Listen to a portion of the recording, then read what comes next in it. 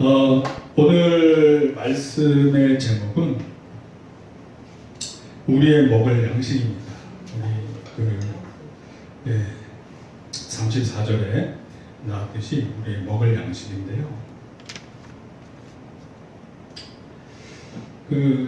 지난주 우리 말씀 잠깐 복습하고 넘어갈게요. 그러니까 좀 중요한 부분이 있어서 이제 4장 23절에 지난주 이제 말씀 본문 중에 아버지께 참되게 예배하는 자들은 영과 진리로 예배할 때가 오나니 곧 이때라. 아버지께서는 자기에게 이렇게 예배하는 자들을 찾으시느니라. 아멘. 자, 근데 이제 영과 진리로 우리가 예배할 때가 온다고 그러죠. 그러니까 이제 성령님과 진리, 즉 하나님 성경의 말씀대로 우리가 예배를 드려야 돼요. 네, 그래야 받으셔요. 우리 자의적으로 이렇게 하면 기뻐하실 거야 이런 게 아니라 말씀에 근거해서 또 성령님의 인도하심 따라 이렇게 예배를 드리시면 받으세요. 자, 근데 의문이 하나 있어요. 이제 하나님이 정말 살아계신다면 다윗이 성전을 준비하고 솔로몬이 성전을 세웠어요. 근데 이게 이제 바벨론이 침공하면서 성전이 무너졌다가 스룹바벨에 의해서 다시 또 성전을 세우게 돼요. 거의 70년 만에. 그러면 하나님이 원하시면 어떠한 상황에서도 성전은 복구를 하세요. 네, 아멘. 성전을 복구하시는데 이제 이 스룹바벨 성전을 재건한 게 헤롯 성전이란 말이에요. 예수님 당시에 성전 헤롯 성전인데 이게 이제 로마군이 와서 다 무너지게 돼요. 다 무너지게 됐는데 그 이후에 지금 2000년 동안 성전이 세워지질 못해요. 그럼 하나님께서 전 세계 우주를 통치하시는 분이 성전이 필요했다면 분명히 어떻게 해서든지 성전을 세우셨을 거예요. 스룹바벨 성전 세웠듯이. 근데 성전을 안 세우세요. 그리고 이제는 성전에서 제사 드릴 필요가 없고 영과 진리로 예배드릴 때가 오느니라. 아멘. 이게 의미하는 바는 더 이상 소잡고 양잡는 성전이 필요가 없는 거예요. 예수 그리스도께서 대제사장으로서 스스로 속죄제물이 돼서 십자가에서 자신의 생명을 피 흘려 드리셨단 말이에요. 그래서 예수님을 믿는 그 장소, 그냥 거기서 우리가 영과 진리로 예배드리면 거기가 다 성전이 되는 거예요. 그래서 우리 각 사람들도 다 성전이라고 그러잖아요. 그러니까 더 이상 예루살렘에 성전이 있을 필요가 없어요. 예수님이 스스로 성전이 되시고 그냥 우리는 믿기만 하면 예배의 처소가 되기 때문에 어디든지 장소, 시간 불문하고 예배드릴 수 있게 된 거예요. 그래서 하나님이 2000년 동안 성전을 다시 재건시키지 않으셔요.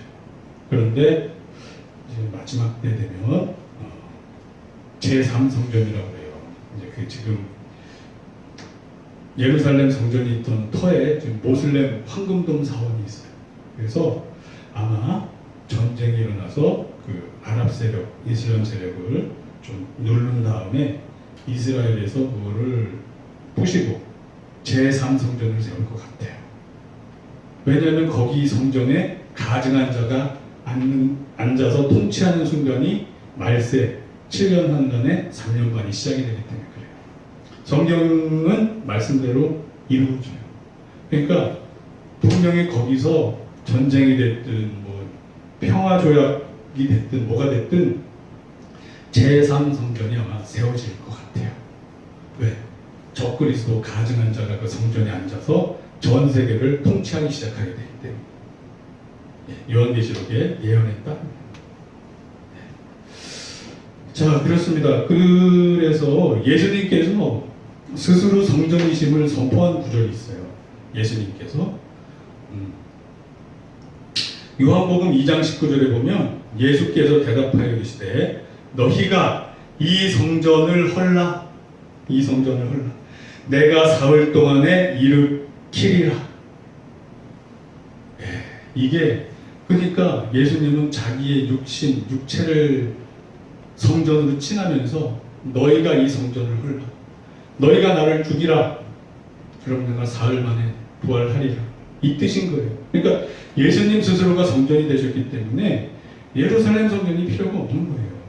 더 이상 필요가 없어요. 그러니까 우리는 예수님만 믿으면 시간 장소 불문하고 우리도 성전이 돼서 하나님께 예배드릴 수 있게 되는 거예요. 그래서 영과 진리로 예배드리는 자를 찾으시고 받으셔요. 하나님께서. 아멘. 아멘이요. 자, 그리고 여기까지가 이제 지난주에 대한 복습, 좀 중요한 부분에 대한 복습이고, 본문으로 들어가면서 쭉 볼게요. 27절에 보면 이때 제자들이 돌아와서 예수께서 여자와 말씀하시는 것을 이상히 여겼으나 무엇을 구하시나이까? 어찌하여 그와 말씀하시나이까? 묻는 자가 없더라. 전에도 얘기했지만 이 사마리아인들을 경멸했어요. 유대인들이 경멸했어요. 왜? 이방인의 피가 섞였다. 그 아수르에서 통원 정책을 썼단 말이에요. 그래서 사마리아 지역에 있던 그 북이스라엘 사람들을 빼고 다른 지역 사람들을 갖다 넣었어요. 그래서 막 그 이스라엘 사람하고 이방 민족하고 막 짬뽕이 돼버린 거예요. 그러니까 참 이게 사람이 이렇게 악해요. 악해. 피가 섞이든 안 섞이든 그게 하나님 앞에 뭐가 중요한데, 그죠? 뭐 한민족이 그렇게 대단해요? 한민족이 저는 우수한 면이 있어요. IQ 높다고 하니까. 그렇지만 한민족의 단점은 너무 감정적이에요. 이성적이질 않아. 그러니까 정치하는 사람들이 우하고 책동하면 우하고 그냥 다 넘어가. 이성으로 판단도 안 하고 그냥 정치꾼들이 지역 감정 살짝 부추기면 그냥 양패로 나눠서 막 그냥 죽일 듯이 싸워. 얼마나 이게 감정만 앞서고 이성이 모자르는 민족이에요. 그러니까 장점도 있고 단점도 있는 거예요. 예를 들어서 조선시대에 노비제도가 있었잖아요. 그리고 이 노비제도가 얼마나 이게 정말 안 좋은 제도예요. 양반 쌍놈 나누는 제도, 이런 게 얼마나 안 좋아요.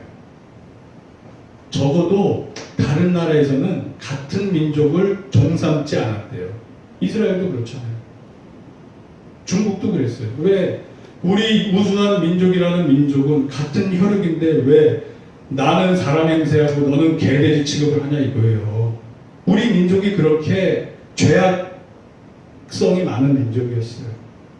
역사 기록에 의하면 말 한 필에 종놈 3마리, 그런 증서, 계약 증서가 다 있어요.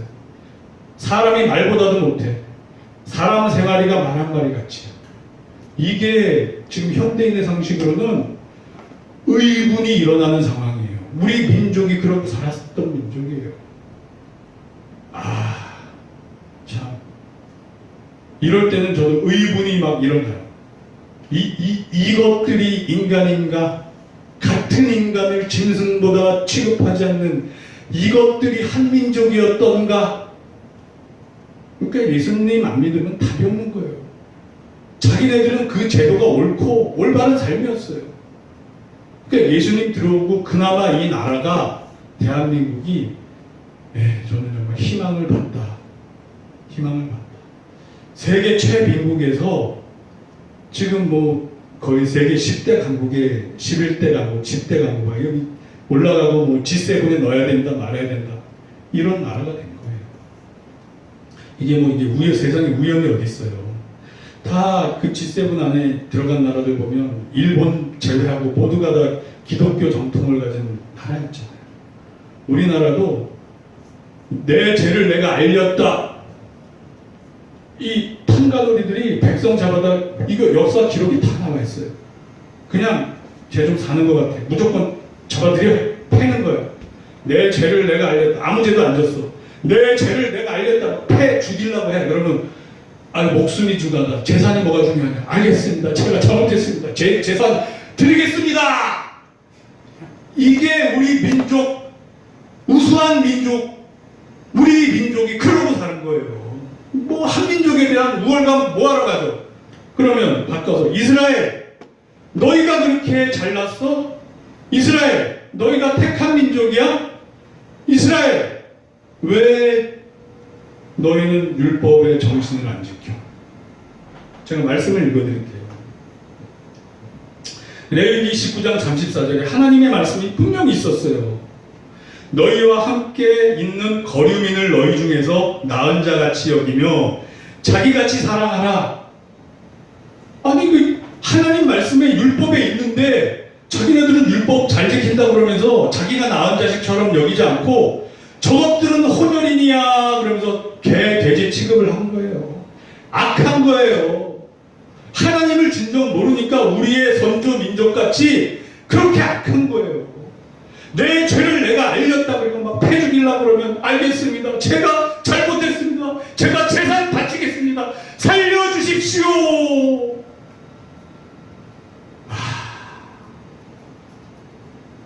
예수님 안 믿으면 그 죄성이 어쩔 수 없어요. 양반들이 그랬잖아요. 삼강오륜 참 웃기지도 않아요. 삼강오륜 그러면서 자기네들은 기생집 찾아다니면서 실컷 놀고 부인도 막 여러 명 두고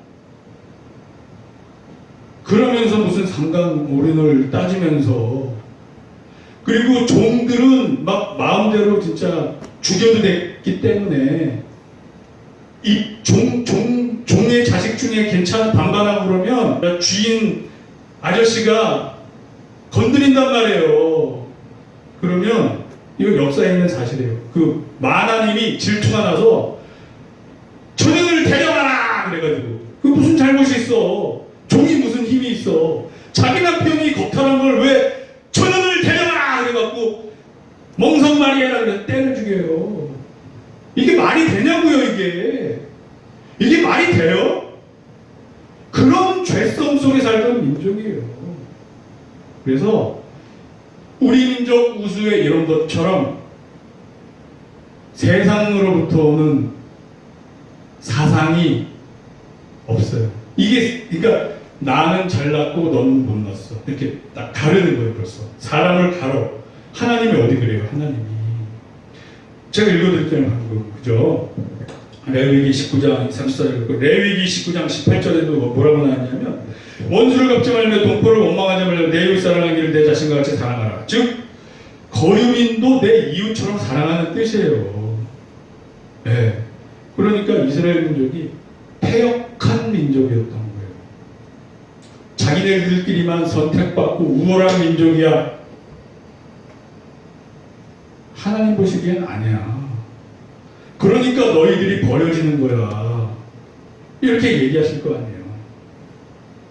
원 가지도 잘라버리는데 다른 가지는 오죽하겠냐면서 사도가 경고하잖아요. 하나님 뜻에 항상 붙어 있으라. 원 가지도 잘라버렸다. 이스라엘 민족도 버렸다. 그러시잖아요. 하지만 나중엔 돌아가요. 나중에 로마서에 나와있죠. 자, 그래서 그러니까 이 유대인들이 그렇게 그러니까 세상적 관점, 진짜 하나님을 사랑하지 않고 차별의식에 가득 차 있었어요. 그런데 예수님이 이 사마리아 여인과 도란도란 얘기하고 있단 말이에요. 제자들이 그걸 보고 이상하게 여길 수밖에 없어요. 왜? 다른 정통 유대인들은 다 개돼지 취급하고 상종을 안 했으니까 죄스럽다고 막 피해서 그 사마리아 지역 돌아갔잖아요. 3일 걸려 지나가서 저 갈릴리 호수에 갈 거를 6일 걸려서 이렇게 뺑 돌아가요. 죄스럽다고. 이렇게 죄악된 민족이에요. 그러니까 하나님을 온전히 믿지 않으면 다 그냥 이렇게 살다 가는 거예요. 우리 민족하고 다를 바 없어요. 우리 민족은 같은 민족조차 종 삼아서 악하게 했잖아요. 그래도 이스라엘은 그래도 자기 민족은 아니네. 타민족을 그렇게 했네. 우리나라 민족이 더 악하네. 그러니까 우리 민족에 대한 자부심, 이거 다 쓸데없는 거예요. 쓸데없어. 하나님이 우리 민족을 어떻게 보시고 사용하실 거냐. 그 안에서 주님의 사역을 잘 감당하면 그때는 주님 감사합니다. 영광 돌립니다. 뭐 이럴 수 있어요. 그거 아니고 세상적 관점에서 뭐 우리 민족 우월의 IQ 높아. IQ 높으면 뭐해? 너 역사를 봐봐, 역사를. 할 말이 없는 거예요. 그러니까 예수님 정말 하나님을 믿지 않으면 정말 답이 없다. 저는 그렇게 확신을 합니다. 그래서 이 나라가 지금 여기까지 왔는데 지금 차별금지법이니 뭐니 해서 이제 막 역차별로 기독교 핍박이 들어오려고 하고 있어요. 영적 전쟁이 치열해요 지금.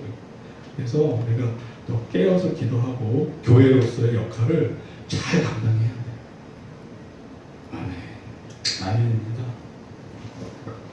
자, 그래서 이제 이상하게 얘기했어요. 근데 그 예수님의 제자들이 왜 대화하시냐고 이런 말을 안 해요. 이상하게는 생각했지만. 왜? 그동안에 예수님의 행보를 봐왔잖아요. 예수님은 항상 파격적이었어요. 파격적이었어요. 왜? 본질과 핵심, 믿음의 중심을 놓치지 않으셨기 때문에. 이 당시에 이 유대교 이 지배층들은 다 허위와 가식 속에서 살았죠. 겉으로만 깨끗한 척했죠.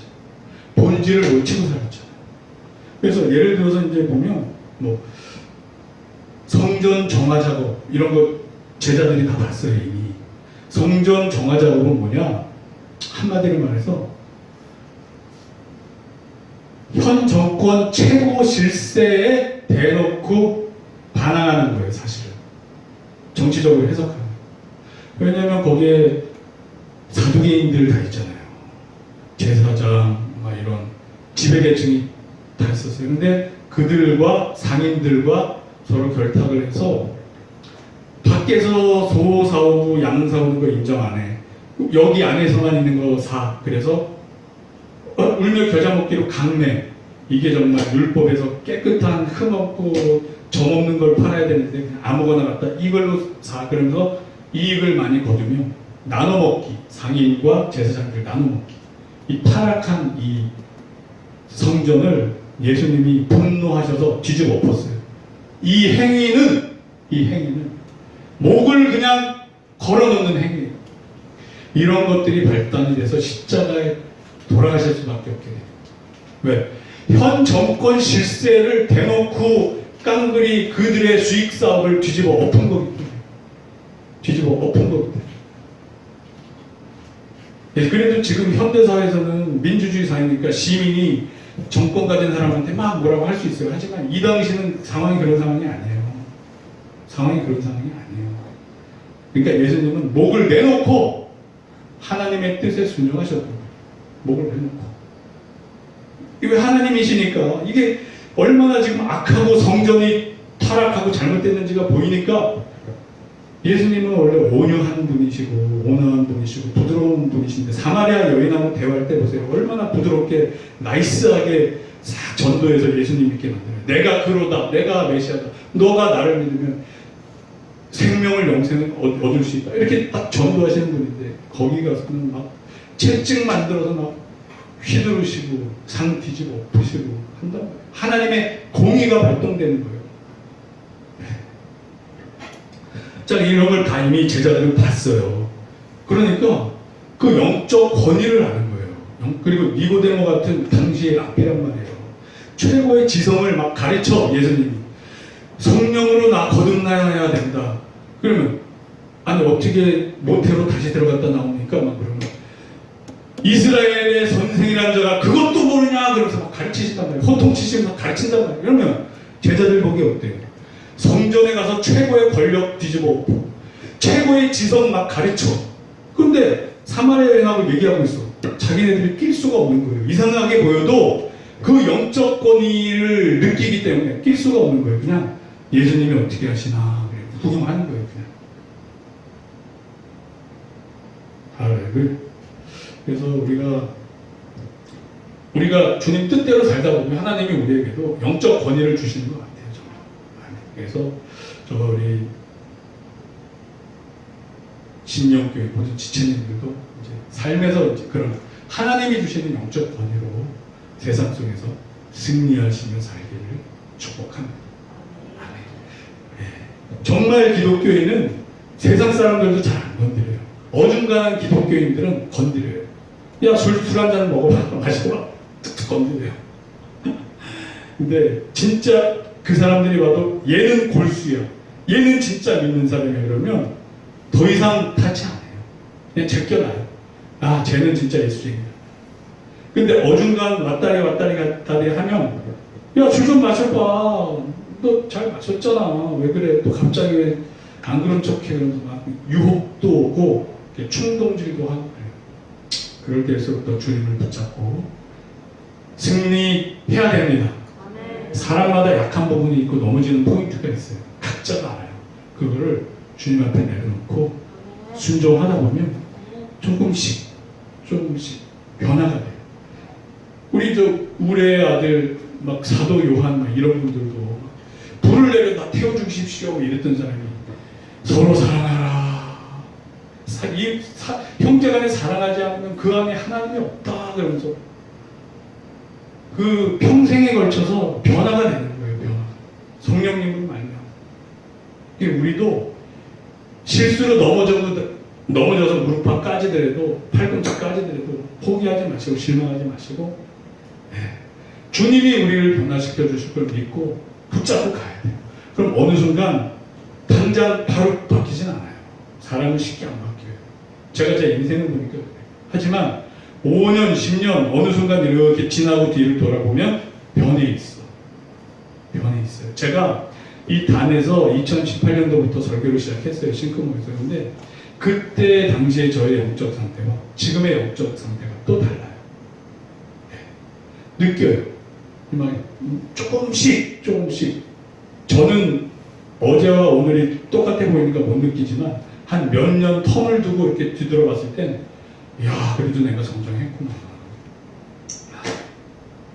제일 확연하게 느낀 거는 전에는 말씀 전하기 전에 사탄의 공격이 심했어요. 너가 단에 서서 설교할 만한 자격이 돼? 너 이런 놈이잖아. 네가 어떻게 그 영혼들 앞에서 네가 떳떳하게 말씀을 전할 자격이 돼?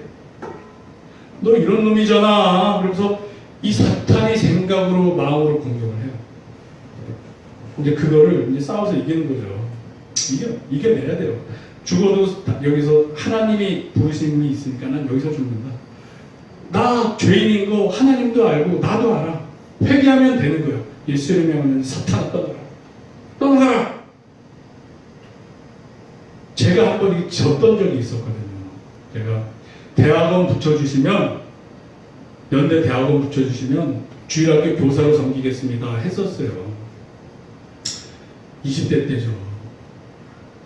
그래 하나님이 붙여줬어요. 그래서 이제 주일학교 교사를 맡았는데 한 10명 우리 반 애들이 이렇게 초롱초롱한 눈방울로 저를 쳐다본 거예요. 막 초롱초롱해 막 애들이 막 깨끗하고 영이 맑은 것 같아. 근데 내가 내 자신을 보니까 난 형편없는 거야. 아직 담배도 못 끊었어. 가끔 친구들 만나서 술도 한잔해. 내가 봐도 이게 좀 아닌 것 같아. 그러면서 막 죄책감이 거야. 내가 저 영혼들을 어떻게 내가 지금 성경을 가리킨다고 하지? 야, 도저히 난 양심에 찔려서 못 가리키겠다. 저 천사 같은 어린애들 내가 잘못 인도하는 거 아닌가? 그러고 주저앉았어요. 그 주일학교 이제 책임 선생님 부감이라고 그러나 찾아가서 저 군대 갑니다. 대충 둘러대고 내려놨어요. 근데 그때 졌던 기억이 있기 때문에 이제는 안 져요. 아멘. 그때 제가 졌기 때문에 영적으로 허송세월을 너무 많이 하고 손해본 게 너무 많아요. 그러니까 사탄한테 속은 거예요. 내가 당장 담배 못 끊었든 술을 못 끊었든 가끔 넘어져서 죄를 져도 내가 걔네들을 내가 하나님이 깨닫게 해준 말씀으로 가르쳤어야지. 그러면서 나도 성장하고 걔네들도 성장하는 건데, 같이 성장하는 건데, 세상에 예수님 같은 사람이 어디 있다고. 다 죄인끼리 회개하고 밀어주고 땡겨주면서 예수님 닮아가는 거지. 이 단에 쓰는 사람이 꼭 예수님이래야 되는 건 아니에요. 그런 사람, 그러면 단에 설 사람 세상 천지에 아무도 없어요. 아멘. 왜냐하면 12지파 중에 레위지파 사람들이 다른 지파 사람들보다 구별됐긴 했지만 얼마나 구별됐고 얼마나 다르겠어요. 그 인간의 본성, 육성 똑같은데 단지 하나님이 구별해서 그 임무를 주니까 맡아서 충성할 뿐이지. 그래서 딱 IMF 때 제 연구소 없어지고서 올 것이 왔다. 내가 하나님한테 대학원 붙여주시면 갚겠다고 했던 이 주일학교 교사를 내려놓음으로써 지금 IMF 때 이 환란을 내가 겪는구나. IMF 왔어도 안 없어진 연구소 있고, 나하고 같이 근무했던 다른 연구원 2명은 하나는 대학 교수로 가고 하나는 다른 연구소 연구원으로 가고, 저만 유독히 낙동강 오리알이 되고 앞이 캄캄해지고 아무 길도 안 열려요. 그리고 하나님 앞에 나서 두 손 두 발 다 들었습니다.